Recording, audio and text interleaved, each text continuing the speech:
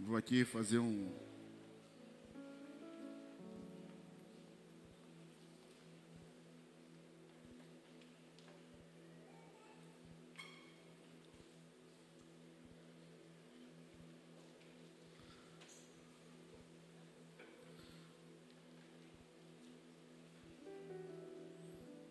leitura, nortear quem não pôde estar aqui hoje pela manhã, de forma a ser muito bem breve, e entrarmos aqui porque nós paramos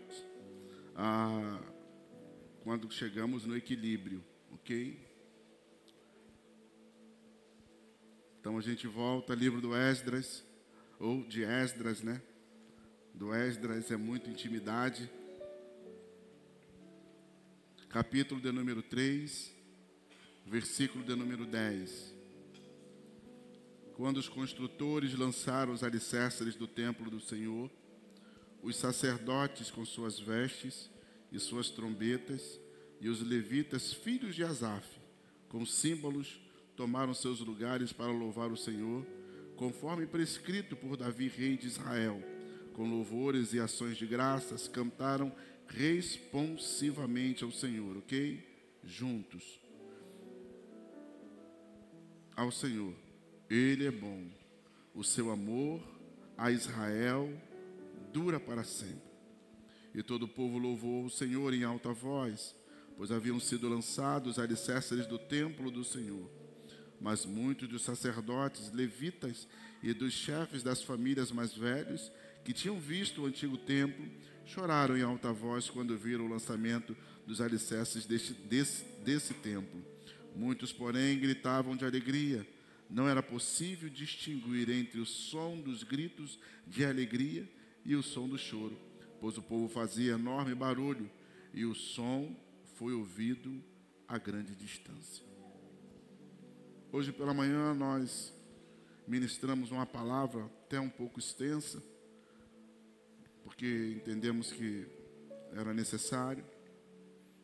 Não deu a oportunidade ou tempo para mim, dessa vez eu tenha gasto muito tempo, e não consegui entrar numa outra parte da mensagem que fala sobre equilíbrio.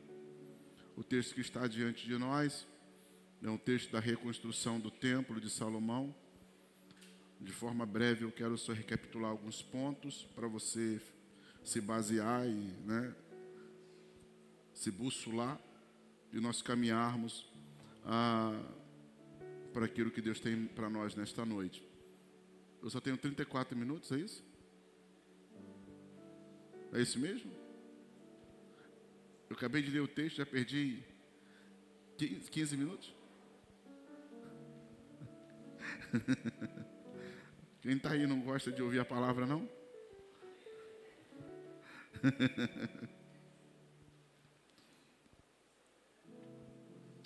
Então, hoje pela manhã nós ministramos esse texto e a gente vai fazer aqui um repasse daquilo que nós falamos hoje, ou tentar trazer mais ou menos uma ideia do que falamos nesta manhã e darmos continuidade a essa segunda parte da mensagem.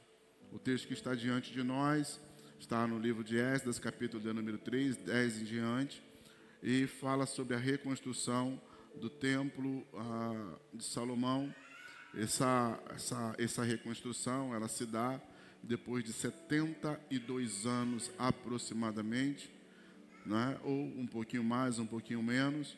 O povo de Israel é assolado pela companhia do exército de Nabucodonosor. Por 2 vezes eles assolam Judá, e aí nesse período eles levam cativo todos os homens, as mulheres. Você vai perceber no livro de Jeremias, lá no finalzinho 52, a estratégia de Nabuzaradã, que era o capitão de Nabucodonosor, quando entra na cidade, o general de Nabucodonosor, quando ele entra na cidade, você vai perceber a estratégia deles. O que eles fazem não é muito diferente, de alguns ambientes que nós vemos. Eles levam cativo todos os que tinham formação. O texto diz: todos os que tinham formação, todos os que tinham diploma, todos os que tinham bens, e deixou na cidade somente quem não tinha formação e quem não tinha bens. Para que a cidade não se reconstruísse, para que o povo continuasse subjugado por falta de conhecimento e de recursos. Isso ocorre em 586 a.C. O povo fica no cativeiro 70 anos na Babilônia. Lá eles crescem. A Bíblia diz que o rei que está governando dá um banquete. E ao dar o banquete, ele pega uma taça. Um dedo aparece na parede, escreve Menem, Menem, Tekel, fazem, pesado fosse na balança. Teu reino será dividido e dado a outro. A Bíblia diz que um outro reino se levanta. E a gente não vai entrar muito aqui, porque a gente poderia falar da estátua, que eu já preguei há muitos anos atrás, e de cada divisão dela. Eu não sei se os mais antigos lembram, não é? E termino falando sobre uma pedra que vai descer e vai acabar com todos os reinos. A pedra angular, a pedra de esquina, a pedra que os edificadores rejeitaram. E aí, quando ele faz isso, essa mão aparece, se escreve na parede, seus magos não têm como interpretar. Alguém diz, eu conheço um homem chamado Daniel, e ele tem sobre ele o espírito dos deuses. O rei chama Daniel. Daniel chega naquele ambiente, e quando ele olha, e eu gosto, o pastor Júlio gosta desse texto, ele vai rir, e o rei pergunta, és tu aquele mesmo Daniel que chegou aqui garoto? Até é emocionante. Ele disse, sou eu mesmo. Tu ainda tens o Espírito de Deus sobre ti? Com 80 e tantos anos de idade, ele diz, ainda tenho intimidade com Deus. Ainda tenho revelação de quem Deus é. Tu ainda pode interpretar o que está escrito na parede? Ele diz, rei, a palavra que está escrita ali é Menem, Menem, Tekel, fazem. Pesado foste na balança. Teu reino será dividido e dado a outro. A Bíblia diz que os medos, então, vão reinar e governar o mundo no lugar, essa história a gente já sabe, no lugar dos babilônicos, ou babilônios. Nesse meio tempo, Daniel entende que o tempo da profecia havia se acabado às 70 semanas. O rei, Dário ou Ciro, e eu gosto mais do Ciro, se levanta e dá liberdade ao povo e diz, vocês vão voltar para a casa de vocês. Tudo que foi roubado do templo voltará com vocês. Eu já mandei um edital em todas as províncias. Todo mundo que tem recursos vai liberar recursos para poder reconstruir o templo. Isso ocorre aproximadamente entre 510 e 509 a.C. Pois bem, porque eu estou falando de ordem decrescente antes de Cristo. Eles chegam ali, passa um tempo, 2 anos depois, eles começam a reconstrução. E o que me chama a atenção no texto é que eles pegam um lugar destruído. Eles pegam um lugar todo quebrado. Eles pegam um lugar que havia sido devastado. E eles começam a construir sobre o mesmo lugar. A Bíblia diz que quando eles lançam a fundação, o povo se alegra. O que eu percebo no texto é que não havia nada pronto, mas eles já se alegravam por aquilo que estaria por acontecer. Não havia, Xará, Marcos, nada pronto, e você conhece bem de obra, não havia nada pronto, mas as retroescavadeiras já haviam entrado lá, cavado todos os buracos, preparado toda a estrutura. Talvez você esteja aqui nesta noite, talvez você não, você está aqui nesta noite, né? Você está aqui nesta noite, não está vendo absolutamente nada. Não está vendo nenhuma manifestação de Deus. Só está vendo as coisas saírem da sua vida, se perderem. E você está dizendo: Deus, eu perdi mais uma coisa, eu perdi mais um negócio, eu perdi mais uma oportunidade, eu perdi mais um ano. Mas você pode perceber que dentro do processo de construção, para se estabelecer fundação, você vai precisar tirar algumas coisas para depois ser derramado outras. Então, quando eles percebem que a fundação está pronta, que eles olham tudo aquilo cheio, tudo aquilo pronto, eles começam a se alegrar. Por quê? Porque eles prepararam o ambiente para receber algo sobre aquilo que eles construíram. O que nós precisamos para esse tempo é começar a colocar estrutura colocar estrutura para receber o que Deus tem para nós.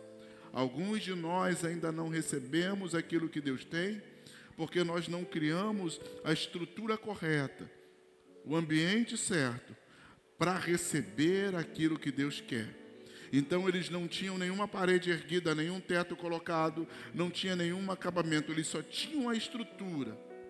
Mas eles já começaram a celebrar ao Senhor por aquilo que Deus iria fazer. Então nós precisamos entender que a vida cristã, ela precisa ser estruturada.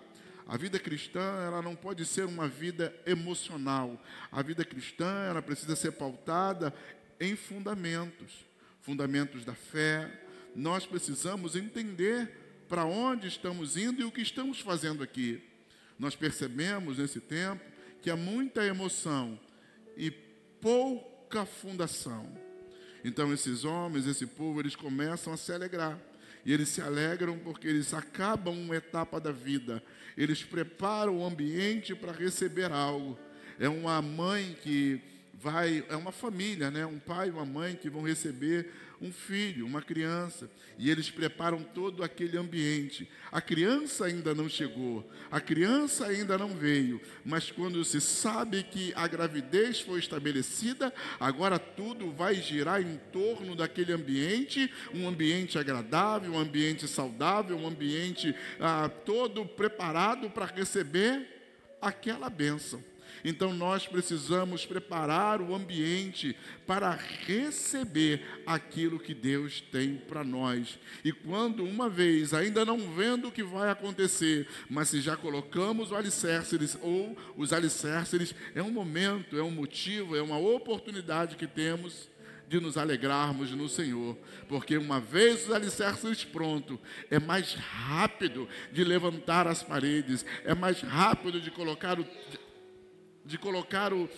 telhado, de colocar a laje. Então eu vim convidar você nesta noite. Você ainda não está vendo nada, você está vendo um buraco, você está vendo algo vazio, mas é aí mesmo que Deus vai derramar. Quando isso estiver cheio, será a estrutura do teu milagre, será a base da tua casa, será a base do teu ministério, será a base da tua vida, mas você precisa se alegrar antes de ver. É por isso que a fé, por isso que o escritor aos Hebreus vai dizer: a fé é o firme fundamento das coisas que se esperam, não se veem, mas se espera. É isso que estamos estudando durante todo esse mês no discipulado. Ver. Então eles não tinham, mas eles já queriam receber. Aí o texto continua dizendo: eles levantam, colocam a estrutura no mesmo ambiente onde uma vez houve algo imponente. E aí nós falamos, eu recapitulo aqui nesta noite, dizendo que Deus pode reestruturar, que Deus pode reerguer, que Deus pode restaurar, que Deus pode fazer de novo. Onde está quebrado, onde está destruído, onde acabou, onde o médico disse que não tem mais jeito, onde o cônjuge disse que não quer mais, onde o patrão disse que não dá, Deus tem esse poder de reconstruir. Deixa eu lhe falar algo nesta noite. Eles não procuraram um terreno novo, eles não procuraram o terreno do lado. lado. Eles não procuraram o terreno da esquerda, da direita, da frente e de trás. Eles construíram no mesmo lugar. Ei, eu vou te dizer uma coisa: a glória vai descer no mesmo lugar que foi destruído. É por isso que o profeta Ageu vai dizer: oh, a glória da segunda casa, referindo-se a essa construção de Zorobabel, será muito maior do que a primeira. A primeira tinha ouro, a primeira tinha prata, a primeira tinha pedras preciosas, a primeira era revestida de glória, mas a segunda casa será revestida, porque ela não aponta para homens, ela aponta para Cristo, será revestida de glória, será revestida de honra. A segunda casa será muito maior do que a primeira. Então, uma vez estabelecida a estrutura, eles agora estão na certeza que a base está sólida, que a base está pronta. E uma vez a base pronta, a gente precisa entender algumas coisas. Eles estabelecem a base. E por que fundação? O que faz uma construção resistir ao tempo? O que faz uma fundação resistir ao tempo? Uma boa fundação. Essas duas casinhas que tem aqui na frente, a casa do estacionamento e a casa do lado, as três, a casa do estacionamento, a casa do lado e a outra casa aqui. Essa casa do estacionamento tem mais de 100 anos. A casinha do lado ali, onde o mineiro mora, ele falou que está com 65, 67 anos. Ele falou que ele era garoto. A mãe da esposa dele já morava ali, ele já mora aí há mais de 50 anos. Ele falou que essa casa tem mais de 100 anos. Ela foi construída com óleo de baleia. Para você ver o tempo que é. E por que está firme? Porque tem estrutura. Então, o que tem estrutura resiste ao tempo. O que tem estrutura resiste à tempestade. Então, eles estabeleceram estruturas. Porque aqui é só um pensamento. Por que o templo de Salomão foi destruído? Pensamento, não tem a Bíblia, não vai te falar isso. E se houvesse estrutura, Michele, no templo de Salomão, para que levantar outra estrutura? Porque às vezes a gente levanta coisa poderosa, mas não tem estrutura nenhuma. Qualquer vento derruba, qualquer sopro derruba, qualquer tempestade derruba. Então, a fundação, ela não é só necessária para manter essa casa de pé, essa vida de pé, esse casamento de pé, a igreja de pé. Mas a fundação é necessária porque é ela que vai fazer com que, quando as tempestades da vida chegarem, essa casa se mantenha firme. Evangelho de Mateus, capítulo 7, verso 24, vai dizer que as casas foram levantadas, uma na areia e outra na rocha. A chuva, o vento, a tempestade, os rios caudalosos levantaram-se contra essas construções. E ao final ele diz: a que estava na rocha ficou de pé, e a que estava na areia caiu. Perceba que o texto vai dizer e revelar não a força das paredes, mas a fundação da casa. Quando uma tempestade vem contra a nossa vida, ela não vem para nos assolar, ela não vem para acabar conosco, ela vem para revelar onde nós estamos fundados e estabelecidos. Quando você tem fundamento, quando você está fincado em Deus, você não balança, você não titubia, né? Titubia, sei lá, né? Vou titubear, né? Você não cocheia entre dois pensamentos. Há pessoas que acham que estão firmadas em Cristo, mas na primeira tempestade, no primeiro vento, na primeira luta, eles falam: não vou mais para a igreja hoje. Ah, não quero mais saber esse negócio de igreja. Vou tomar a minha cerveja. eu vou fazer aquilo, eu vou fazer outro, eu vou fazer não sei o quê, eu vou fazer... Porque eles acham que estão firmados, mas eles não estão firmados. Porque a casa que resiste à tempestade é uma casa que está preparada. A casa que resiste à tempestade é uma casa que está firmada na rocha. A casa que resiste à tempestade, ela tem o entendimento de que aquela tempestade não quer afetar e destruí-la, mas só quer revelar quem é Cristo dentro daquela casa e naquela construção. Então, a gente precisa entender que quando alguém fala, eu não quero mais estar na igreja, eu não quero mais... Esses dias eu passei o feed de mensagem e, desculpe minha força da palavra, uma endemoniada chamada não sei o que, Uraque. Estava falando. E eu disse, isso nunca foi crente. Você nunca teve uma experiência. Não posso nem falar esse negócio que já vou dar outra mensagem aqui. Eu tenho uma certa dificuldade com a experiência. Mas isso é para uma outra realidade. Fala uma coisa para você. Moisés, só para abrir um parênteses. Pastor, pai do Márcio. Moisés sobe o monte. Sim ou não?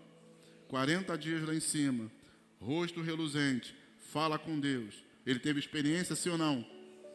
Desce do monte, pega as pedras e quebra. Experiência não muda o caráter de ninguém. O que muda o caráter de alguém é relacionamento com Cristo. Como que alguém está há 40 dias falando com Deus e depois chega ali embaixo, já fica nervoso, e o temperamento já toma conta dele e já quebra tudo?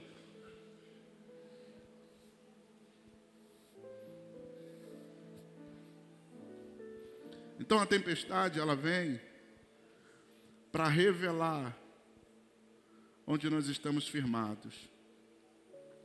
Então o texto vai dizer que o vento bate contra a casa, o vento bate contra a estrutura. E o que me chama a atenção é que isso se mantém de pé.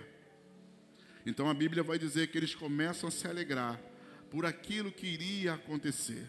Você não sabe o que vai acontecer amanhã, mas eu já sugiro a você nesta noite, se você tem base sólida, a chuva vai bater, o vento vai bater, a tempestade vai chegar, mas você continua firmado, porque alguém que diz, essa luta vai me matar, não vai te matar, não vai te destruir, não vai te jogar por terra, porque você tem fundamento. Você pode dizer para alguém que está ao seu lado, você tem fundamento, você não está servindo a Deus de qualquer maneira não, você tem fundamento, você já passou por tanta coisa, você já passou por tanto problema, você já passou por tanta situação adversa. Olha, o diabo disse, eu vou matar, eu vou destruir, eu vou rasgar, eu vou quebrar no meio, mas ele não conhece quem é você, quem é a tua base, quem é, aleluia,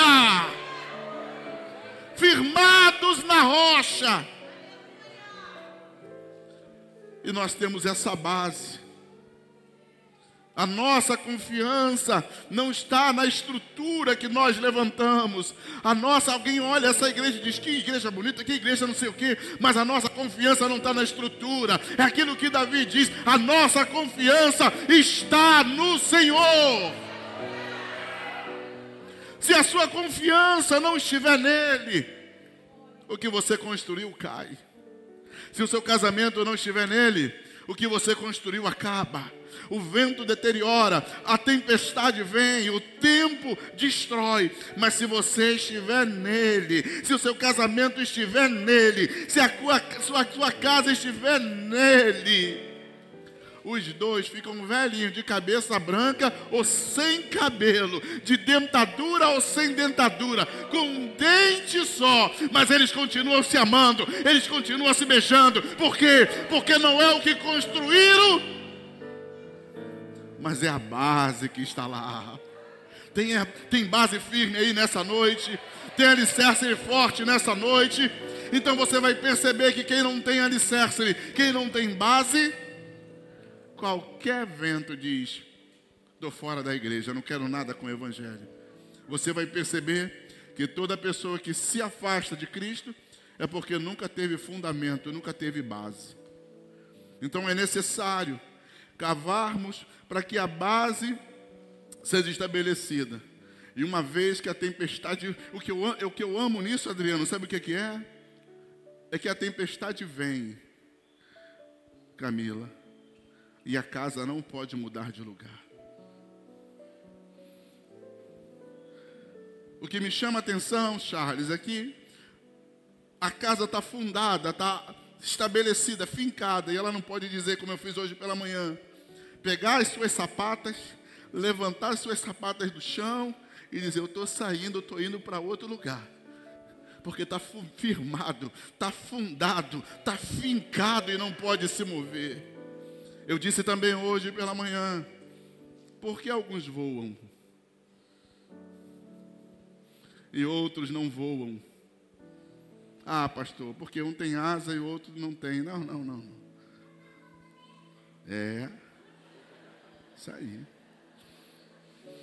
Nem sei o que foi, mas estão rindo também. É o Noah? Estou de olho em você. Tu quer agora ou depois? Agora ou depois?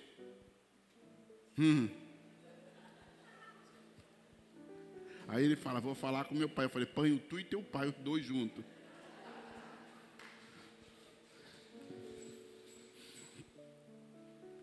E aí eu apliquei dizendo que pessoas, o que voa é leve, sim ou não? Para voar tem que estar leve, sim ou não? Sim ou não? Se não tiver leve, pastor, o avião voa, é pesado, mas voa forçado. É a diferença entre pássaros e aviões.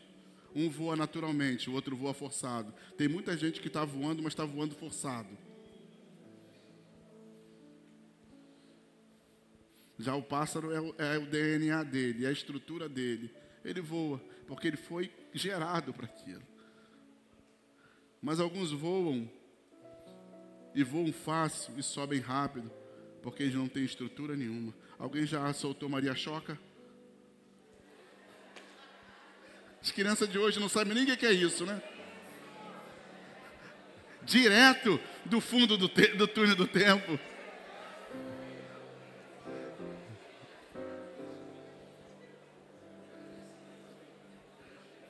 Massava o jornal, 4 pontas, palito de fósforo, metia fogo e todo mundo, sobe Maria Choca!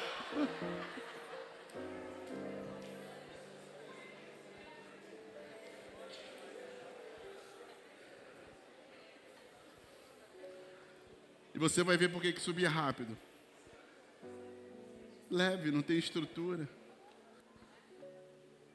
No tempo que não era crime, depois foi criminalizado, eu já fui baloeiro.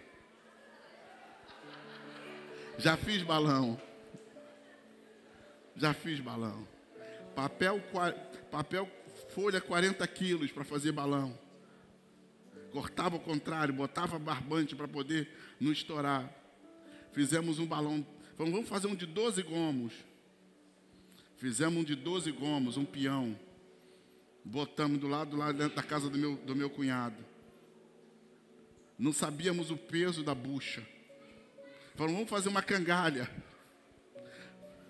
O balão subiu dessa altura. Não puxou a cangalha, queimou, explodiu fogo para tudo que é canto. Todo mundo correndo, bombeiro, todo mundo. Um desespero. E por que ele não subiu? Porque ele era pesado, ele tem estrutura. Quando você tem estrutura, você não precisa ir atrás daquilo que você quer. Aquilo que você quer, vem até você. Mas quando você não tem estrutura, você fica correndo atrás de tudo, porque você é leve, você quer ir para todos os lugares. É por isso que a igreja precisa ter estrutura. É por isso que os crentes precisam de estrutura. Paulo vai dizer, cuidado, nos últimos tempos vocês serão levados por qualquer vento de doutrina. Por quê? Porque não tem fundamento, não tem estrutura. Então, basicamente, foi isso que preguei hoje pela manhã. E pego esses 19 minutos agora da reta final para a gente falar sobre alguns problemas que ocorrem na construção não é? Apontando aí para essa questão da fundação. Pode haver uma retração, né? Um recalque, né? Pode haver um recalque. E não é um recalque do Freud, é um recalque, né, em outro sentido. A fundação, ela pode se mover, ela pode se assentar. Você vai ver que às vezes você cria um ambiente, uma estrutura, e você fala, isso aqui comporta. E de repente o solo não é um solo favorável, ele começa a se acamar. E você vai ver pequenas fissuras. E essas fissuras, elas não são oriundas da parede. Elas se dão por causa da estrutura que foi estabelecida, porque a estrutura está se acamando no solo. Então alguns recebem, mas têm a sua estrutura fissuras. E essas fissuras são oportunidades, são brechas que o inimigo usa para poder entrar. Porque toda estrutura que tem uma fissura, você vai perceber que ela vai estar exposta à ferrugem, à umidade. E são as questões que vão, por vezes, trabalhando. E para nós, fazendo um paralelo nessa noite, essa estrutura é o nosso coração.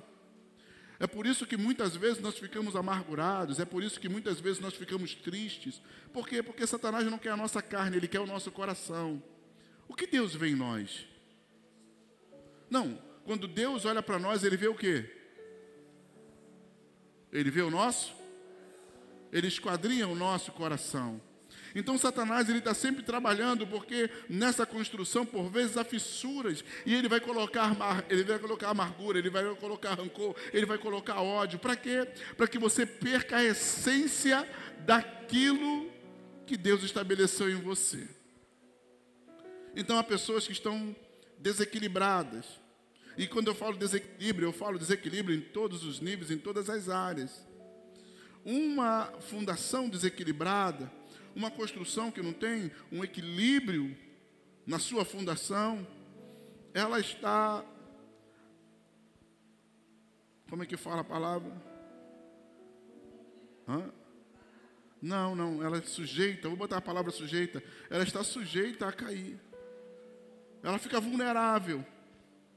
Então a gente precisa de equilíbrio. E o texto que eu vou falar aqui é o que vai me trazer uma ideia de equilíbrio muito, muito legal. Talvez vocês não conheçam o Êxodo capítulo de número 39, versos 25 e 26. Esse texto vai dizer o seguinte: a roupa do sacerdote deverá ter sinos e romãs. Porque isso fala de equilíbrio na vida cristã. Isso fala de equilíbrio na vida e na caminhada. E por que sinos e romãs? É simples. O sino, ele transmite o som. A romã é fruto. Jesus disse aos discípulos após a sua morte: vocês fiquem aí em Jerusalém. Qual era a dinâmica, do sacerdote, do sumo sacerdote? Uma vez por ano ele entrava no templo. Ele cruzava o átrio, o santo e o santo dos santos. Nesse dia ele ia apresentar as demandas do povo a Deus. Então ele se preparava espiritualmente, ele se preparava socialmente, porque ele não poderia beber bebida forte, nenhum tipo de bebida, nem ter relação sexual com a esposa, porque ele ia entrar no santo dos santos. Ponto. Então nessa entrada ele se preparava. E qual era o papel do sumo sacerdote ou do sacerdote? Levar as demandas do povo a Deus. Então esse sumo sacerdote, ele era levado, passava pelas duas etapas, e quando ele chegava no Santo dos Santos, ele começava a fazer o seu culto, a sua entrega. Ele entregava pela vida do povo e por sua própria vida. Aqueles guizos ou os sinos, eles começavam a mexer. E eles ficavam mexendo ali. E enquanto ele caminhava, os sinos iam mexendo. E o povo que estava fora do átrio, fora do templo, do tabernáculo, eles ouviam. Por vezes, sumos sacerdotes morriam. E eles, enquanto o sumo sacerdote estava ali e aquele som estava sendo feito, eles sabiam que aquele sumo sacerdote estava vivo. Então, quando ele saía, após ter entregue, ele trocava a sua roupa, colocava uma roupa comum e ia diante do povo. Isso eu falei numa série de mensagens falando do próximo nível. Ele saía. Quando ele saía, o povo se alegrava. O som era percebido ali. Só que Deus coloca um sino e uma romã, porque nós precisamos na caminhada cristã ter equilíbrio. A gente não vive só de barulho, a gente precisa também dar fruto. Então você faz barulho, mas você dá fruto. É um pai que corrige o filho, mas só faz barulho, nunca dá um carinho.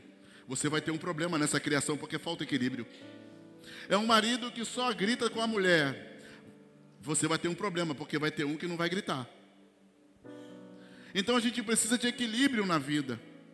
Então Deus coloca na roupa do sacerdote o sino e a romã, mostrando sinais, dizendo: nós precisamos ter uma vida equilibrada. E nos falta por vezes equilíbrio. Tem lugares que só há grito e tem lugares que só há fruto. Tem lugares, igrejas que são assistencialistas, o tempo todo fazendo obra. E cadê a presença de Deus? Cadê o ensinamento da palavra? Então nós precisamos de uma vida equilibrada, porque se nós não tivermos uma vida cristã equilibrada, a nossa construção cai. Jesus fala para os discípulos: vocês vão para Jerusalém, fiquem lá até serem revestidos de poder. Eles vão. Atos 2, eles sobem para o cenáculo, eles ficam lá, sim ou não? Qual era a dinâmica do sacerdote? Ele entrava, recebia, tem uma revelação aqui bacana. O sacerdote ministrava pelo povo e por ele. Uma vez sendo aceito, ele aspargia o sangue sobre os querubins, sobre a arca, e ele saía vivo.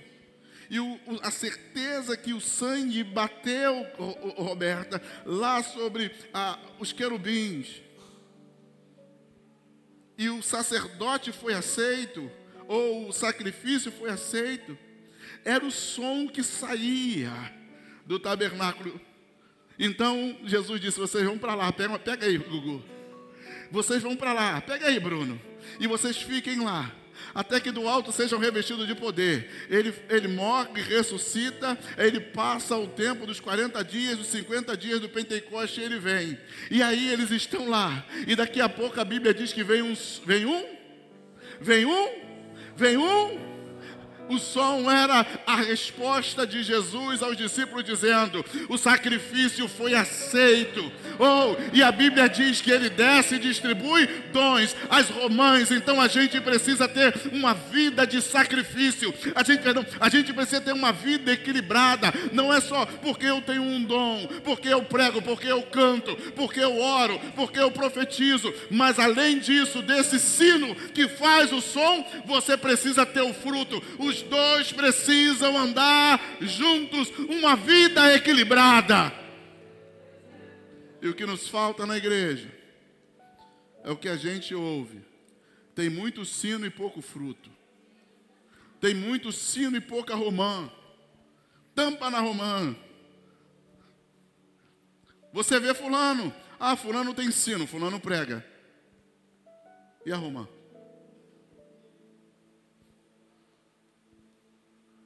Silêncio na igreja. Então a gente precisa equilibrar a nossa vida. A gente precisa ter uma vida cristã equilibrada.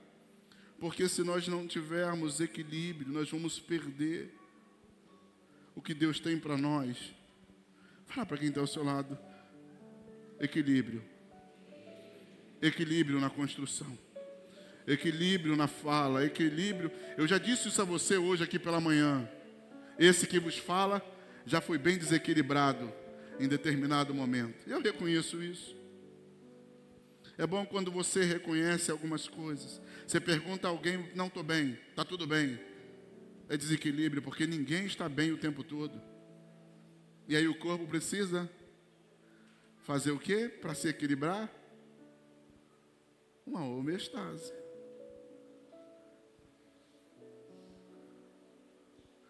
Alguém aqui já sofreu de labirintite? Alguém aqui, cadê? E você fica? Tudo rodando, sim ou não? Você quer pisar aqui, mas o seu corpo está E uma vez desequilibrado, você não consegue se manter de pé. Uma vez desequilibrado, você não consegue, por vezes, é uma inflamação na otite, é isso? Ou você toma café demais. Até isso acontece. Quem gosta de muito... Estou falando besteira aí da área de saúde. Muito café?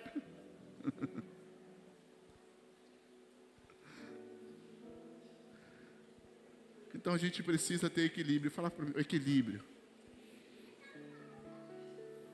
Eu vou falar um negócio aqui porque cabe, é genérico. A irmã procurou a pastora um tempo atrás e disse: pastora, eu vou me separar. Mas o que houve, irmã? Você parece casamento tão feliz, família bonita. Pastora, não aguento. Eu acordo, o homem quer sexo. Meio-dia, o homem quer sexo. 3 horas da tarde, o homem quer sexo. Vai deitar, o bicho quer sexo. Não aguento mais não, pastora.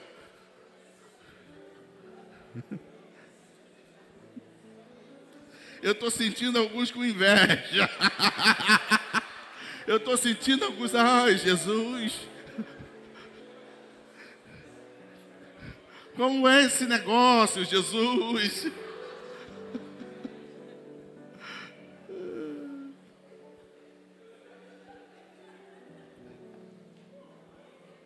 O homem parece uma máquina, Jesus. Ô, pastor, o homem parece uma máquina. Só pensa naquilo. Não tem era a dona Bela que fazia, né?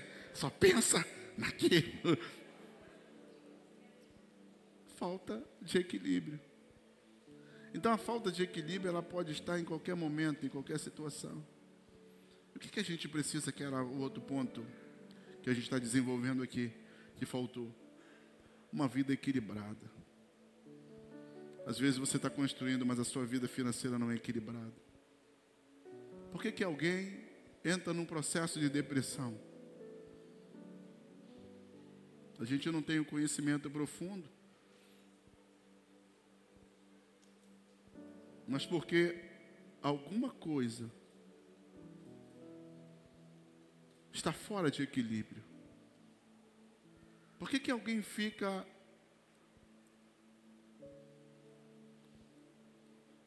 resfriado? A gente fala, não quer estar vulnerável, não, como é que fala? Imunidade baixa. O corpo é desequilibrado. Porque se o corpo tivesse equilibrado, há uma igreja equilibrada. Há crentes equilibrados. O que nós precisamos para que a nossa casa não caia é ter equilíbrio. Equilíbrio no casamento, equilíbrio no tratamento com os filhos. Equilíbrio, sabe, em todo momento. Tem hora que algumas coisas nos desequilibram, sim. Né? Que a gente dá vontade de fazer assim. Mandar logo o dedão, né? Aí você fala, meu Deus, eu sou crente. Eu conversava com uma cliente na loja, ela falava, eu vim aqui comprar carne. O teu açougueiro me fez uma raiva. Mas me fez uma raiva que eu fui embora. Pena que eu não vi o senhor. Eu falei, meu Deus do céu. Aí ela foi embora. Eu fui embora, moço, sabe por quê? Porque eu sou crente. Mas quando eu fico com raiva, eu xingo todo mundo. Aí eu, quietinho, né? Não vou falar, falei nada. É verdade, moça. Equilíbrio. Eu termino perguntando a você: você é uma pessoa equilibrada? Alguém aqui se esforça?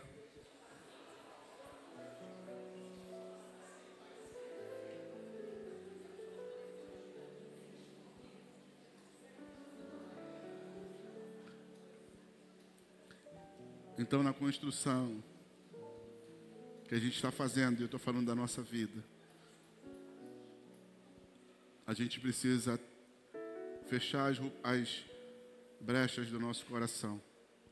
A gente precisa guardar o nosso coração, para a gente não perder aquilo que Deus quer derramar sobre nós. E quando eu falo guardar o nosso coração, eu não falo, eu sou uma pessoa santa. Não é isso. Santa que ninguém é. Todos nós pecamos.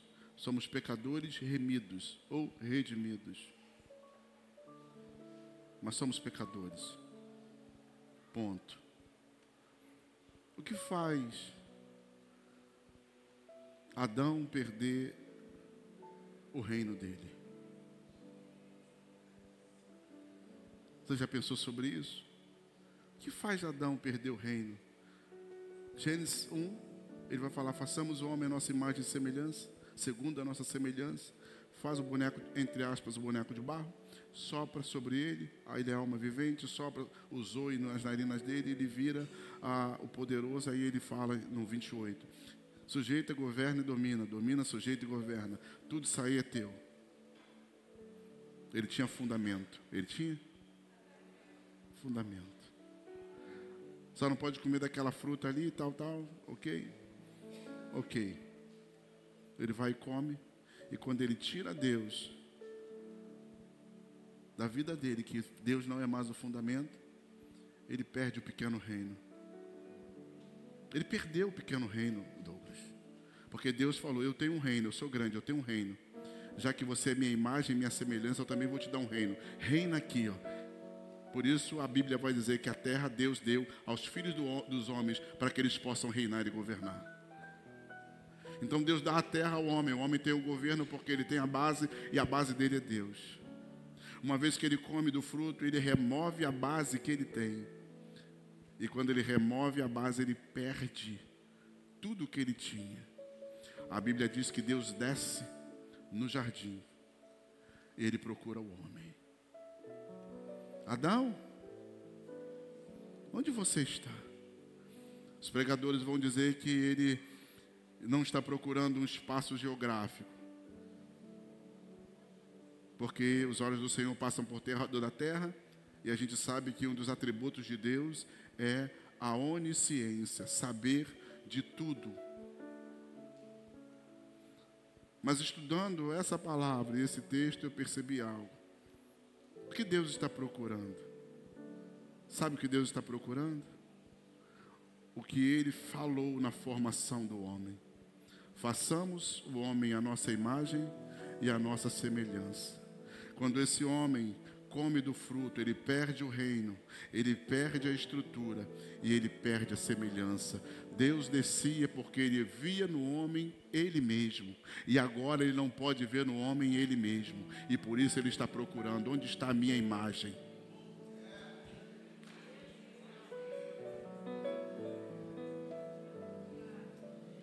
Cadê a minha imagem? Quando a gente não tem a nossa estrutura, que é Cristo, a gente não espelha Cristo para o mundo. O que nós precisamos nesse tempo é colocar fundamento, é colocar base. E eu termino aqui. Para quê? Para que quando o mundo nos olhar, eles possam ver Cristo em nós. A criação de Deus, a criação de Deus. Posso falar mais um negocinho? Só um detalhezinho nesse texto. Para tudo, Deus falou: haja, haja, haja. Só nós recebemos o toque. Por isso, o homem é carente de relacionamento. Por isso o homem tem essa necessidade de ser aceito e de se relacionar. Mas voltando, ele olha e vê.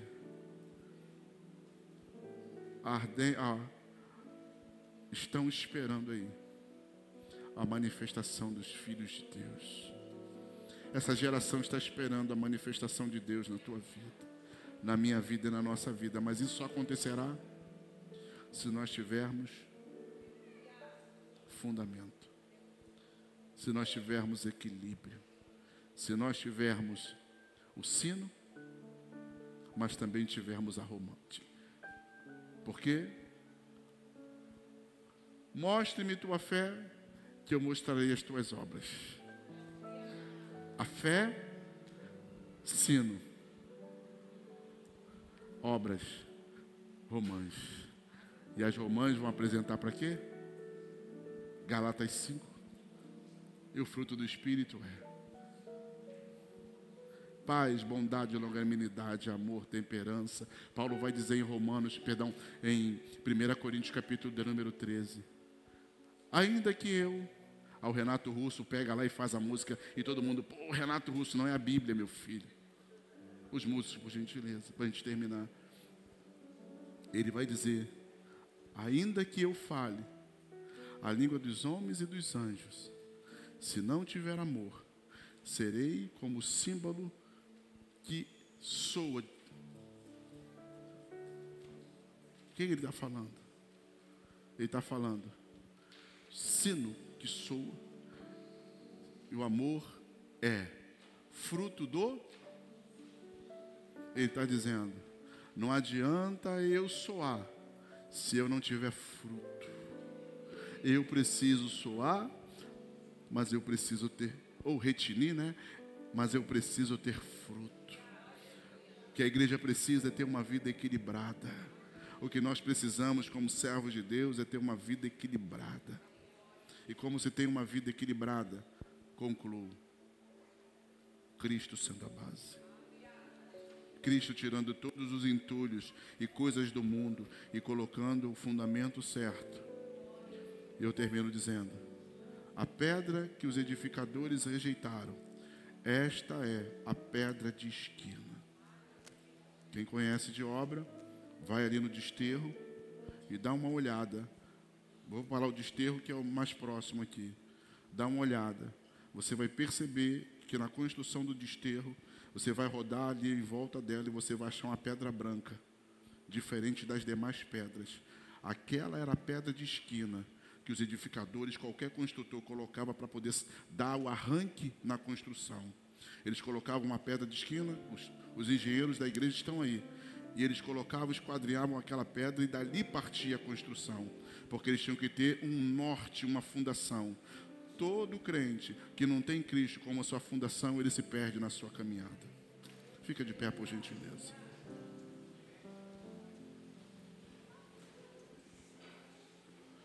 A gente precisa colocá-lo como fundamento.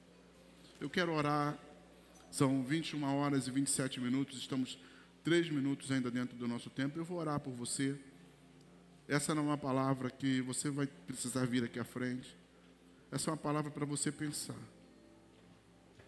Essa é uma palavra para você refletir. O que você precisa tirar da minha vida para Cristo, para que Cristo seja o fundamento? Vir aqui à frente não muda nada na sua vida, porque muitos vêm aqui à frente e voltam para o mesmo pecado, para a mesma situação. Mas outros, eles tomam uma atitude, não vêm aqui à frente, mas eles tomam uma atitude não natural, mas no mundo espiritual. Eu vou tirar a prostituição, eu vou tirar o roubo, eu vou tirar isso, eu vou tirar aquilo, porque eu quero Cristo como fundação. Eu vou fazer uma pequena oração. Eles vão cantar. E após eu acabar a oração, se você precisar ir embora, pode ir. Vou terminar, vou orar, vou descer, eles vão cantar e o nosso culto está encerrado. Mas se você quiser ficar aí nessa última canção, sinta-se à vontade para tal. Pai, no nome de Jesus, graças nós te damos nesta noite pelo privilégio que temos. O que nós te pedimos nesta noite é que o Senhor abra os nossos olhos, nos dê as ferramentas necessárias para essa reconstrução, para colocar o Senhor como fundamento. alguns de nós, meu Deus, temos o Senhor como fundamento, mas os escombros da vida soterraram, ó Deus, e nós perdemos a referência de onde o Senhor está na nossa vida. Nesta noite, o que eu te peço é que o Senhor abra os nossos olhos, nos dê o entendimento pleno, ó Pai, para conhecermos, para identificarmos onde nós nos perdemos na construção ou na caminhada. Nos dê a força, a sabedoria, o ânimo, a disposição de abrir espaço nesse ambiente, arrancar os entulhos, ó Deus, daquilo que foi destruído ou daquilo que permitimos, ó Deus, estabelecer-se sobre esse fundamento que é Cristo. Nesta noite, meu Deus, nós queremos caminhar, ter um caminhar equilibrado, ter uma vida cristã equilibrada, ter uma vida cristã que espelha a Tua vontade e a Tua presença, ter uma vida cristã que glorifica o Teu nome, ter uma vida cristã que reluz e reflete a imagem de Cristo ao pecador, ó Deus. Pai, nos dá essa sensibilidade, nos dê essa habilidade de podermos caminhar firmes, entendendo que as tempestades e os problemas, eles vêm, mas eles vêm para revelar Cristo em nós. Pai, e nós sabemos que o apóstolo Paulo vai dizer, Cristo em nós, esperança da glória. Eu termino esta reunião, esse culto, dizendo o que Jó disse, ainda que ele me mate, eu seguirei os seus passos. Ah, meu Deus, não há luta, não há prova que nos arranque da Tua presença. O Senhor é a nossa base, o Senhor é o nosso fundamento. O Senhor é o fundamento da minha família, da minha casa e prioritariamente do meu casamento, ó Deus. O Senhor é o fundamento desta igreja. Se o Senhor não estivesse aqui, como disse o salmista, ora diga Israel, quando os inimigos galoparam sobre a minha cabeça, pisotearam-me, mas o Senhor me trouxe a uma rocha firme, a um lugar espaçoso. Deus, obrigado por esta mensagem, obrigado por esta noite, obrigado, meu Deus, porque o Senhor escolheu quem deveria ouvir nesta noite esta palavra, que tenhamos uma vida equilibrada, que tenhamos uma vida próspera em todos os sentidos, ó Deus. Move a Tua mão de graça sobre nós e que a cada dia estejamos de pé. As lutas virão, mas nós sabemos em quem estamos firmados. Aquele no qual estamos firmados, Ele é eterno para todos sempre. Aquele que estamos firmados não perde batalhas. Aquele que estamos firmados ressuscitou ao terceiro dia. Aquele no qual estamos firmados é Rei dos reis, é Senhor dos senhores. Aquele no qual estamos firmados venceu a morte. Ele tem a chave da vida e da vitória. Ele tem a chave da vida e da morte. Ele é o Senhor. Não estamos firmados nem em Buda, nem em Maomé, nem em Confúcio, nem em Allan Kardec. Não. Nós estamos firmados na rocha que é Cristo Jesus. Somos inabaláveis, não desistiremos, não retrocederemos, porque conosco está o Senhor nosso Deus. Que o Senhor te abençoe, que o Senhor te guarde, que o Senhor guarde a sua casa, a sua vida, que esta semana seja marcada por milagres extraordinários. Ah, meu Deus, eu sei que a tempestade essa semana vai virar contra nós. Nos dê o discernimento, porque essa tempestade vem para revelar quem Cristo é em nós. Eu despeço a Tua igreja, o Teu povo, os lavados e remidos no sangue do Cordeiro, debaixo dessa palavra. Que o Senhor te abençoe e te guarde. Que o Senhor faça resplandecer o seu rosto sobre ti